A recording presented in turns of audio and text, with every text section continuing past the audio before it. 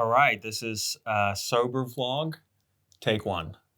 I have been sober for 4 years now. You probably didn't know that. I haven't really told a lot of people about it, but feels like the right time to share. And I'm thinking if you're watching this, maybe you're questioning the role of alcohol in your own life. You might be wondering if you want it to have the same presence that it's had before. So what I'm gonna do here is tell you how I got sober and explain how you can do it too. But only if now really is the time for you. Because I got a question for you.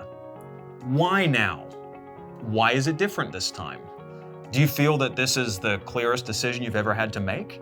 Or are you on the fence? Because in my experience, if you're sitting on the fence, you should probably keep drinking. Now, I know that's kind of controversial to say, but there were so many times in my 20s where I was hungover and I said, oh my God, I'm never drinking again. And of course I did. And that was the right decision because I didn't really have a problem and I didn't really have a deep conviction that I needed to quit. You should only do it for you. You can't do it because you should for someone else. You can't do it to please someone else. You gotta do it because you have to do it. It's probably not gonna be pretty when you think about the reasons why. So the truth is, if you're thinking about getting sober, it's probably gonna come down to one moment. I found my reason why one night a few years back, and I'm gonna share the story with you. A few years back, I had a fight with my girlfriend at the time. I'd been out drinking, partying, and I got home really late.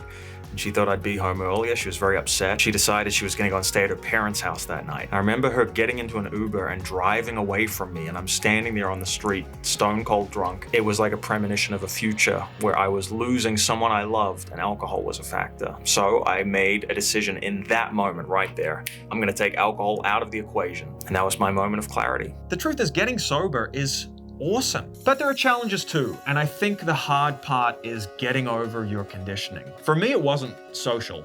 It was really easy going out. No one peer pressured me, probably because I live in Portland, Oregon, where more people are stoners than big drinkers. The truth is, there just isn't much of a drinking culture in America, not compared to Australia and New Zealand. So I had no peer pressure. What was hard for me was the beer ads during rugby games and football, because I was so conditioned to just have a cold beer in my hand. And it was just like every time there was like a football beer ad, my mouth started salivating. It was like Pavlov and his dogs.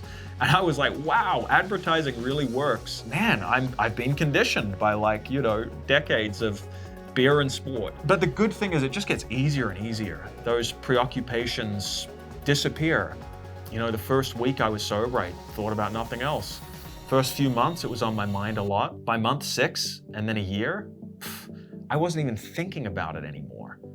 Nowadays, the thought doesn't even cross my mind. What does come up sometimes is the desire to get drunk. Normally when I'm exhausted or stressed or just really emotionally down, and I think to myself, yes, if I was still drinking, this would be the moment that I would get really drunk. What you realize is that the thing that makes you want to get drunk is some unpleasant emotion inside you that you just don't want to face. And I had to learn to get comfortable with being uncomfortable. For me, it all goes back to when I was 14 and my parents got divorced. It's the hardest time in my life. I had my first drink when I was 15 at my birthday party, and I'd been drinking pretty regularly ever since. So I had years and years of using alcohol as a numbing agent, and that's what it is. It squishes your feelings down. It makes them go away temporarily. When you get sober, you have to feel those feelings. And I gotta tell you, that is the scariest part of the process. That is by far the hardest part. I realized the thing I was scared of the most was feeling my feelings. But I discovered a great technique when I stopped drinking. And let me share it with you because it might help you. When you have a negative emotion, what you have to do is sit there and feel it and focus on it. But focus on how that feeling is experienced in your body. Is your head throbbing? Is your gut churning? For me, I'd get this bubbling sensation in my guts. And what you have to do is zoom into that feeling and say, okay, so your gut's bubbling. Are they big bubbles or small bubbles? Are they pulsing fast or is it kind of like slow? And you get so focused on what is the physical sensation that the feeling itself starts to lose power. When you sit with it for a few minutes, it dissipates. I realized that feelings I'd been running from for years and years, I could actually resolve in a few minutes if I just sat with them and honored the feeling. I also realized that any negative feeling that keeps coming back to you normally has a lesson behind it. It's normally telling you something. Usually it's a mistake to avoid. So if you're preoccupied with something, you need to sit with that feeling long enough to learn the lesson behind it. It's always worth it. It just requires courage. I'm sure you have it. The truth is, getting sober is awesome. I mean, it's really just nothing but positives. Your skin clears up, your libido gets better. It's so much easier to lose weight because suddenly you've removed hundreds or thousands of calories from your diet every week. These are some of the more shallow reasons to do it, but honestly, it feels pretty good. For me, after about 6 months or a year of being sober, I just started getting compliments from people. They were saying, God, you look younger, your skin looks clearer, your hair looks thicker. I don't know. Whatever it was, I do think that quitting alcohol really helped. It was so interesting. When I was in my late 20s, I remember auditioning for a role that was, the character was in their early 20s, and I didn't get the part because they said, he might be a little bit old. And yet here I am, mid-30s, sober for a few years, and I just got back from playing a character in his early 20s. I don't know, I really don't think that would have happened if I was still drinking. I think that there are a lot of anti-aging benefits to quitting drinking.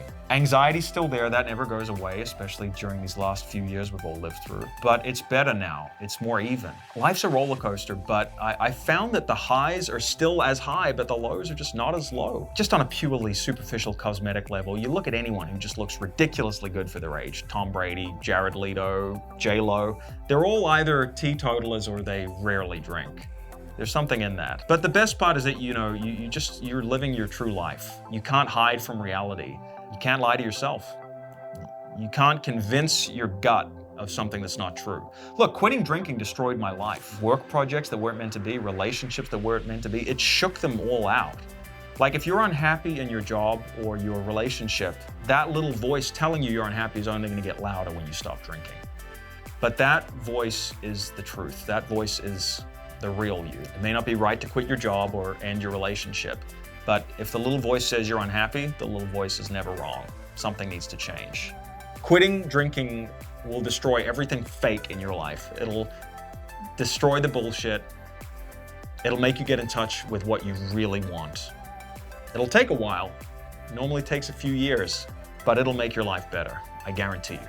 All right, guys, I hope you enjoyed hearing my story. I would love to hear your experiences with alcohol. You can send me an email to the link below or leave a comment. Please like and subscribe if this video meant something to you, and please share it with someone you love, even better. All right, guys, I'll be back with another one real soon. Take it easy. Bye for now. Whoosh.